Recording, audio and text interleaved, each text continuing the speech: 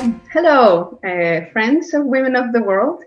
Here with you today, Erica Couto, welcoming you, and our very special guest of tonight, Mrs. Maria Jose Hernandez.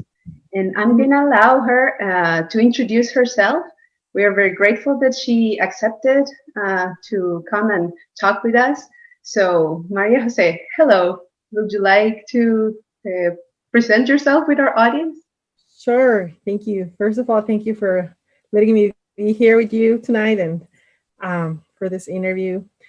My name is Maria. Everybody calls me Maria. You know, here in the United States, you always go by your first name. So what I do mostly is pro-life work. So here I'm the director of Spanish services for the Gabriel Project, which is an organization that helps women in crisis pregnancies. And I've gained a lot of experience, and I've gotten a lot of like testimonies and stories and things that have helped me to minister other people in other areas like post-abortion healing, chastity for young people, marriage preparation. And so with my husband, we created a minister called Daniel and Maria Online.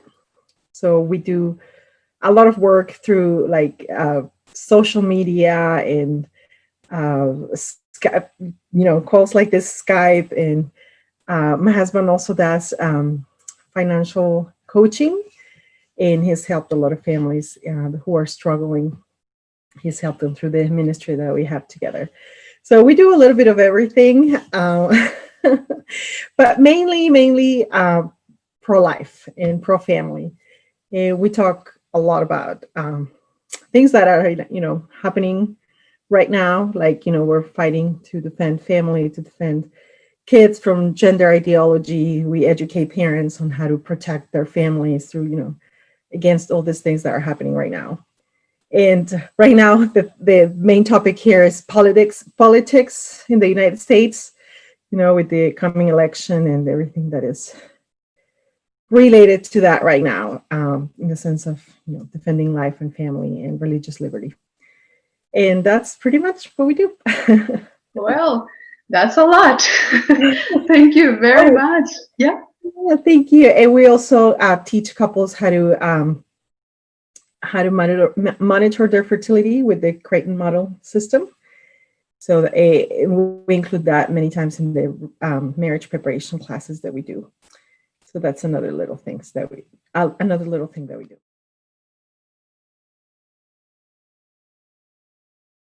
it's a reality for many moms that for different reasons they see this call to motherhood kind of interrupted, without their desire. And they lose babies when they are not yet born. So miscarriages we're talking about. Mm-hmm. And just as motherhood can be such a powerful and positive experience for women, I know that miscarriage is really a devastating experience, right, for a woman. And I also know that you've experienced this in your life. Yes. I know it's very personal and it's a very sensitive topic. Would you be okay in sharing with us a little bit of this experience? Absolutely.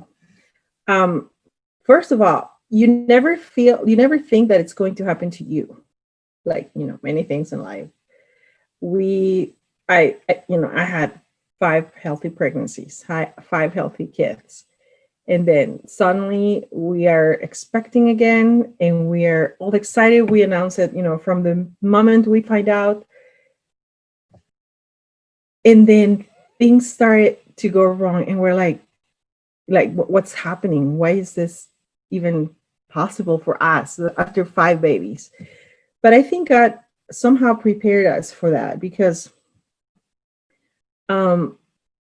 like a few days or a few weeks before we started, in the process of miscarrying this baby, which was going to be our number 6, for some reason we like, when you're looking through your, social media or whatever, we come across with this video about a mom sharing her story of how she miscarried a couple of babies, and how she went through that painful experience, and how at first she didn't know she could get the baby, like the body of the baby, and um, go through that healing process of being able to say goodbye to your baby and bury the baby and all that. And for some reason, we just both of us started watching this video, and we were like, "Oh God, please never allow us to, go through this." And then a few days or a couple of weeks later, we started experiencing this miscarriage. So it was painful, it was unexpected, it was very shocking, um, especially when we have five excited kids, very, very happy about a new life coming into our family. And then sharing the news with them and being at the hospital, it was like so unreal. It took a little bit for us to understand what was happening. But at the same time, we knew that we had that option to say, I want my baby, like I want the body, I want to bury the baby. And at the hospital, they were very compassionate. They were it was very helpful. The whole, attitude of the people around us, how they offered us these options, they definitely made it a little bit easier for us. But of course, as I said before, you would never think that something like that would happen to you. And then 6 months later, we went to try again, for a baby. And because everybody told us having a miscarriage was very uncommon, like if you have a miscarriage, it doesn't mean you're going to miscarry again. Like you should be, confident that everything's going to be okay, especially if you're a healthy woman. If you've had healthy pregnancies, just, go ahead and don't be scared. It's going to be fine. This time is going to be fine. And then baby, my pregnancy number 7 also ends up as a miscarriage. We go to the ultrasound and there's no heartbeat. So we're like, why is this happening to us? We're like devastated. Why, God? Why are you allowing us to go through this? So on the first miscarriage, they offered us to do the DNC. We wanted to wait a little bit because we just wanted it to happen naturally, but at the same time, it was taking too long, and emotionally was being really hard. And some family members advised us to just go ahead and do the DNC because it's supposed to be safer. We had no idea about anything. It was our first time. So after going for another ultrasound, the first miscarriage, we decided to go ahead and do the DNC. On the second miscarriage, I was like, no, I'm not going to go through a DNC this time. I'm just going to wait as long as it takes. I'm just going to have this miscarriage at home. Hopefully we're able to, see the baby and do the burial and everything. Well, ends up that when the time comes, it gets very it gets complicated. It gets really, really bad. At the end, I ended up going to the hospital, hemorrhaging. Is that how you say it? Sorry, my English is not that good, but with a very, very bad bleeding. I ended up getting transfusions and an emergency DNC. So on top of, the sadness and the shock of going through a second loss within 6 months, having to go through this emergency procedures and stuff, and having to stay at the hospital for a couple of days. So it was shocking again and sad, and having to share the news with the kids. It was really hard. But again, we were able to tell the hospital, we want the body, we want the baby, we want to, and this was 2 years ago. So my husband was really sad, of course. And he wasn't sure that he wanted us to try again for a baby after going through all this. But gave us this joy of being pregnant again exactly 1 year ago. And again, everybody assured us that it's not very common to miscarry again after, going through a miscarriage and having healthy pregnancies before. So everything is going to be fine this time. Don't be afraid. Don't be scared. So we are in this journey again. And this time we go to the ultrasound. I was very, very scared. But there's a baby with a heartbeat. And baby's growing, and I'm going through my prenatal care appointments, and everything looks fine. And heartbeat, we can still hear the heartbeat. They ordered another ultrasound, like a more like, I don't know how to call it, high, with the specialist. And they find out there's something wrong with the baby. Like, baby's fine, baby heartbeat is fine. There's something wrong with the health of the baby. Like, this is a different case from what we had before. Again, we're like devastated. We're like really shocked. But we're praying. We believe that, we thought we could, go ahead with the pregnancy. At some point, something miraculously is going to happen, and we're going to have this baby because, we've gone through so much that God is going to allow us to have this baby. But one of the things they told us during the genetic counseling session is that because the baby has so many health issues, we could, terminate the pregnancy if we wanted to. I was like, how are they telling me this? So we're never, ever, ever going to do that. We're going to have this baby, and we're going to pray, and so everything's going to be fine. Kids are very excited again. We didn't share the bad news at first. We just kept going, with the pregnancy and the appointments and everything. At 5 months of pregnancy, we go to an appointment and there's no heartbeat. I remember, of course, when they give you the news, it's like you're in denial. You feel like you're dreaming. And I think the hardest part for me at that point was like, how am I going to tell the kids this time? How am I going to break their hearts?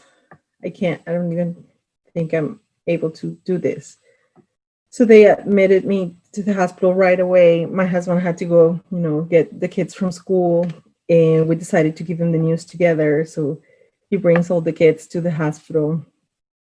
And they actually, when they entered the room, they didn't even know why were they in a hospital. They entered the room, and because they have the little crib where the baby's supposed to be after the baby's born.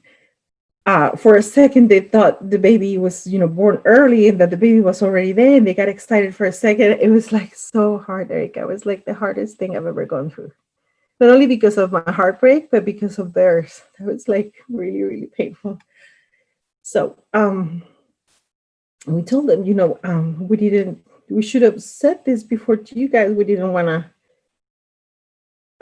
make you sad, but your little brother was sick. Like, from the very beginning, we knew he was sick. But because we were all praying for a miracle, we really thought that maybe he was going to make it. But God decided to take your baby brother today. And so I'm here because they're going to do a procedure where they're going to take the baby out of my belly. But tomorrow we're going to be able to say goodbye and pray and, meet the baby and everything. It was like this, like the saddest day of our lives. There were a lot of cries that day. So they went home. The next day, thank goodness, my mom was able to come from Mexico to help us with everything. Because, my poor husband, taking care of 5 kids, meals, uniforms, schools, coming to the hospital and everything, but my mom was able to come, so that was super helpful. And yeah, baby Jacob was born at midnight that night, and everybody was able to come the next day, and we were able to hold him and meet him and take pictures of him. And there was a psychologist ready to talk to the kids. Um, and a priest came and more counselors for me, and we felt very, very supported at that time. But overall, that was our experience with our three miscarriages. Wow. This is Yeah. really, really a tough experience, eh? Really, really. As you said, you never expect that happening to you. And then when it happens, you cannot believe it, right? How do you guys were able to heal from that? How, or do you ever feel that you healed as personally, as a couple, as a family? It took a little bit. Um, as my husband says, we heal at different moments. So he says that when the wife's um, process is over, is that's when the guy's process starts. So we're like a different, it's a different timing for both of us. And of course, we experienced that, like getting farther from each other at some point. It was really, really hard. But at the same time, we were like reading about it. We knew it was like a natural process. We try to, you know, be there for each other in spite of what we were feeling. And we went through like help mm, at different points. We went to this retreats. First, I went to it. It was in California. We were invited, and then he went a few weeks later. So yeah, it was it was intense. Um, Later, I started therapy because for moments I thought I was fine. I was, recovering. I I I never really stopped like working on the ministry. We always had a lot of work, so that really helped me like get up at the moment. But later on, the sadness came back, and it was like very hard for me to understand what was going on because I felt peace at some point, and I was like, okay, God, I'm not gonna keep my baby in my heart with resentment. I'm not gonna be mad at you anymore. Um, and I felt like I could let go, but at some other points, I was like super sad, and I didn't know how to fix that, and I don't know how to get up from that. So I started therapy, and that has been very, very helpful, and to be able to talk about it, write about it. That's another thing that's very has been very therapeutic for me, like writing about it and like creating videos about my babies, having memories, of course, like albums of pictures and the little things that you got from the hospital, little things with their names on them, having a place where we bury the babies, and having a place where to go and pray. That has been very helpful for our healing process. And we always talk about them every night when we pray. We always mention our babies. Our kids talk about them like very naturally. It's not like a sad memory, but it's like, oh yeah, we have these babies in heaven. And they talk very casually about them with everybody. We have 3 days in heaven, and now we're expecting another baby, so there's 9 of us. So it's actually cute. But it was a process.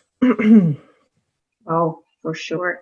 And I'm pretty sure these writing about it and actually helping other couples, I suspect, has been a source of healing for you guys too, right?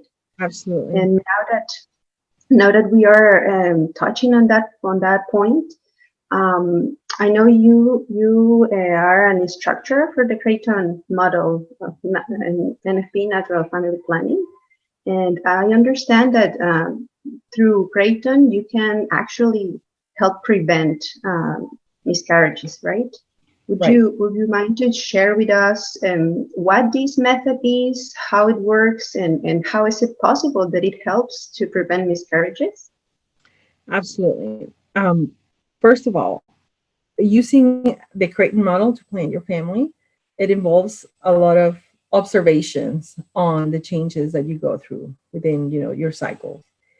And when you are constantly charting and observing what's happening, um, you can find out if there's a problem with your fertility, with your hormone levels, if you're going through like stressful situations, everything, you can see it on your chart. It's like almost having like an x-ray of your gynecology health.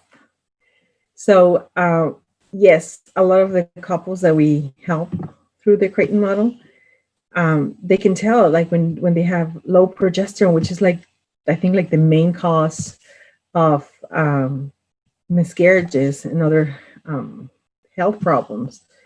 You can see it very, very clearly on your chart. And we also work with NAPRO doctors who have this training in NAPRO technology. So when you go to a NAPRO doctor with your Creighton chart, he knows exactly what's happening and you know, in what day of your cycle you are, and when do they need to do the test that they need to do. And It's fantastic. wonderful. It's wonderful. It takes a lot of work. That's why some people get discouraged, because it's not like, like taking a pill, like, the culture tells you that everything should be so easy right now, that you don't even have to do any work. But yeah, Creighton model is work, and both, husband and wife have to be very disciplined, and they do have to be very, you say this, do it systematically, day and night, every single day. And when you do it very, very, in a very disciplined way, your percentage of effectiveness is 99.5% to avoid pregnancy. And for people who Wow. are actually trying to get pregnant because they have gone through a lot of, infertility issues or miscarriages, um, the effectiveness is 3 times higher than doing IVF or other, how you call it, the reproductive assisted methods or whatever. So it is a gift of God. Oh, wow. So I see it as a virtue building process then, because virtue is just a good habit, right? So you get into the habit of charting your like signals from your body. You get into this habit, and then you have that information. There's a problem, take it to the doctor, and they can understand what's going on, right? This is really awesome. That as you said, it's not as easy as it might be just to take a pill, but it solves problem, really solves problem, right? It doesn't just mask it with some chemicals or Exactly. It also makes the communication within the couple much better. And so from every angle that you see it, it's a wonderful gift from God. right. It's like eco-friendly, right? Right. There is no chemicals, Exactly. no Now, no waste. right. Nowadays, you see people like, eating very healthy and buying, organic stuff and buying organic stuff for the kids and toys and whatever. And they take these pills every single day that makes them so sick. And it gives them, um, side effects sometimes for the rest of their lives. So, yeah, Creighton. It's a Exactly. very, So thank you very much for doing this and for helping others to avoid that experience that you went through 3 times already. Where can our listeners learn more about this? about Creighton model. There's a website. There are a couple of websites that are like the official thing for Creighton. One of them, I believe, is CreightonModel.com, just like that. And then you can go to the Pole Sixth Institute. If you can Google it, you can see like information from the very creators of the method, from the very doctors that are still like investigating and doing all this work. Or you can go through our website, danielandmariaonline.com. If you speak Spanish, everything there is translated, and then there's links for the official websites. You can do that. But there are many, many people that provide the services. So if you just Google Creighton model or Spanish Modelo Creighton, you're going to find a lot of resources there. Okay, thank you very much. That's very, very important for our listeners to know, because you never know, it could happen to you or family, friends, and this information comes in very handy, right? Is there anything else that you would like to share with our listeners, or tell to a woman that might be going through this hardship of miscarriage? Yes, of course, being able to know what's going on, in knowing that there's hope through something natural and something that cooperates with your natural cycle.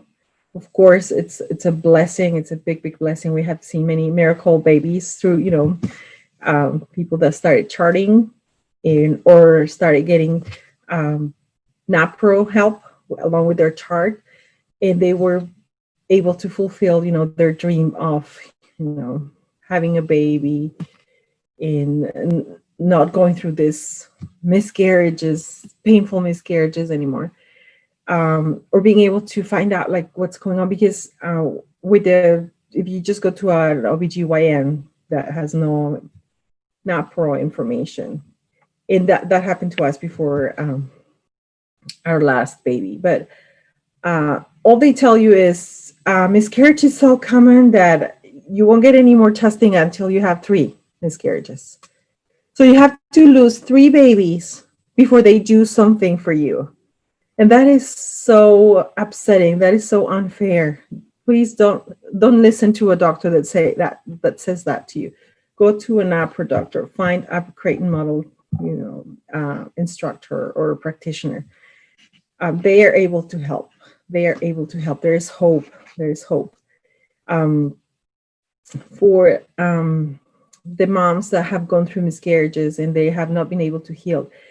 It is very important to go through the grieving process. And sometimes the world tells you a baby that was only 1 month, into gestation, or 2 months into gestation, it wasn't even a baby. Many times they are like, there wasn't anything in the ultrasound. Why are you sad? Why are you grieving? Why are you, just forget about it? Or, you're able to have more babies, just forget about this. And it's not like that. Your babies were your kids. They will always be, through all eternity. Their souls are going to live forever. They are your kids. You need to grieve them. You need to go through this process. You need to get help. You need to get therapy. You need to go through these rituals that will help you close that grief. And many times that includes when you were not able to recover the body of the baby. That includes having a special place for your little one, even when you didn't have a chance to get the body or the ashes. You need to have a special place for that in your memories and your sadness. And if you go through therapy, this is what they're going to tell you.